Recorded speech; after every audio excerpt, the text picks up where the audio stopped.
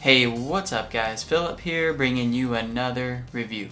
And today we're going to be checking out this mechanical keyboard called the LTC Nimbleback LK301 low profile mechanical keyboard. So if you're not familiar with this brand LTC, they primarily make peripherals for your computer, and that's going to be things like microphones, headset, mice, and keyboards like this one here.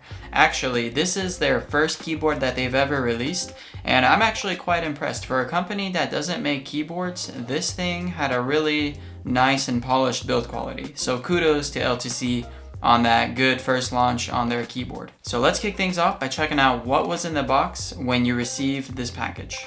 So you're going to receive the keyboard, of course, and then you're going to receive a drawstring keyboard bag, which lets you store or travel with the keyboard, a USB-C to USB-A connector cable if you want to use it in wired mode, and a quick start guide that will show you how some of the lighting features and functionality work on the keyboard. So before we go any further, a quick 20-second message from the sponsor of this video, and then we're gonna get right back into things. Sparkify is a website that pulls in giveaways from all over the internet and brings them into one place. So instead of running around the internet looking for the best giveaways out there, Sparkify brings them into one place for you to cherry pick which giveaways you want to enter. So if you want to win some free stuff, I'll leave a link down in the description below where you can create your Sparkify account to win some cool giveaway prizes. So let's talk a little bit about the design and build quality of this keyboard. So when I pulled it out of the packaging, I was really impressed with the build quality and material this keyboard was made out of. It's made out of what LTC calls frosted metal, and that's basically this finished metal material that has like a texture pattern to it. It feels really nice when you're actually rubbing your fingers on it. I'm also a big fan on how sleek and slim this keyboard looks overall. If I put it next to a traditional mechanical keyboard, the one I'm comparing it to here is the First Player DK 5.0 keyboard, and you can see that there is quite a difference in size here, and it's about 2 times slimmer than a traditional mechanical keyboard. Now if we take a look on the back of the keyboard over here, we can see that there are 6 rubber legs and they are not adjustable, so that's going to help keep that slim minimal look while it's laying on your desk. And there's also this on and off switch that can be toggled for the keyboard when it's being used in wireless mode. And just a little side note about the on and off switch, if you don't press any keys, it'll go on auto standby at every 5 minutes when a key is not pressed. And now if we go back to the front of the keyboard over here, we can see that this keyboard does have a number pad. It's not quite a full-size keyboard. This has 96 keys total, but full-size keyboards have 104 keys total. And if we compare the compactness to something like a slim keyboard like the Apple keyboard, you can see that the Apple keyboard is about 2 inches shorter than this one, but this one has a number pad. So I thought that it was pretty cool that it was a pretty, the footprint of the keyboard was pretty short, and I really like that design aspect of this keyboard. Now let's talk a little bit about the lights on this keyboard. So the top is only gonna glow in a white LED color, and the side of the lights are gonna glow in various RGB colors that you can toggle between. And to change the lights and the patterns and all that, you're going to do that on the keyboard, so there is no software required to customize any of the lighting settings with this keyboard. And here's a quick run through on how to actually use those keyboard shortcuts to change the lights. So to change the pattern, you're going to hold function plus click delete, and that's going to toggle between various different patterns. The brightness is function up for brighter and function down for dimmer. And then the speed is going to be function left and right arrow keys. So if your pattern has an animation sequence, you just push left for slow and right for fast. And then the side lights, they don't have patterns you can customize. They only have glowing colors that you can customize. And the way you're going to do that is by pressing the function plus / key on the number pad. And while we're on the subject of keyboard shortcuts, you can wirelessly connect up to 3 devices to this keyboard and toggle between them.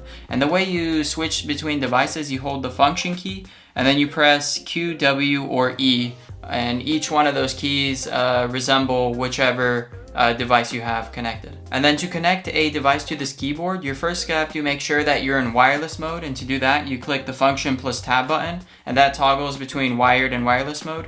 And when you're in wireless mode, you basically hold the function key and then B at the same time, And then after you hold it for 3 seconds, the B key is going to start blinking. Once it's blinking, you've entered Bluetooth pairing mode, and that's when you can go on your device and actually connect that device to this keyboard here. Now, a little bit on the battery life and how this keyboard actually connects to your computer. So on a full charge, this keyboard will last you up to 40 hours when the LED lights are off. And if you turn the LED lights on, you're gonna have 10 hours of actual work time. So 10 hours isn't that much time. That's about 2 days, I would say, of like full-time working with breaks and just like going away from the computer. So I would keep that USB-C cable pretty close by, because you're gonna have to be recharging this thing every few days if you do use the LED lights on it. Now let's talk a little bit about the typing experience and the key switches. So these are using the mechanical white switches, and they're very similar to the blues. If you've ever used a blue mechanical keyboard, this is gonna be pretty similar. But there are differences between the white key switches and the blues. And before we go any further, I just want to say that I am a bigger fan of the whites than the blues. And the reason for that is because the white keys, they feel more like sturdy and firm on the key. They don't like wobble as much when you type. But the blues, they're like, I don't know, when you push the key, it feels like it's kind of wobbly. So these do have that more firm, sturdy feeling. And then the click itself, it's a little bit quieter than the blues. And I like the blue switches, like how they feel when you type on them, but I just don't like the loudness of them. So the whites overall, they feel like a more polished and refined version of the blues. And here's a little typing test we can do for y'all to hear what this keyboard actually sounds like when you're typing on it. So here we go.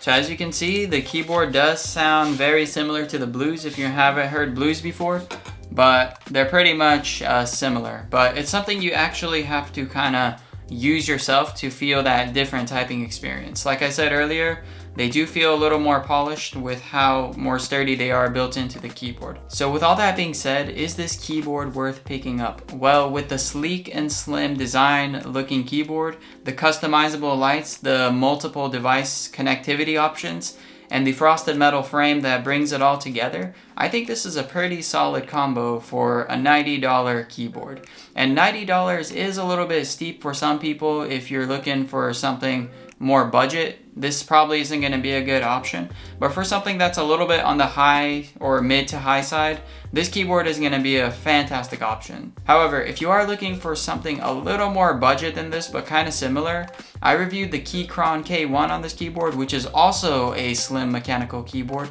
If you're interested in that, I'll leave a link down in the description below.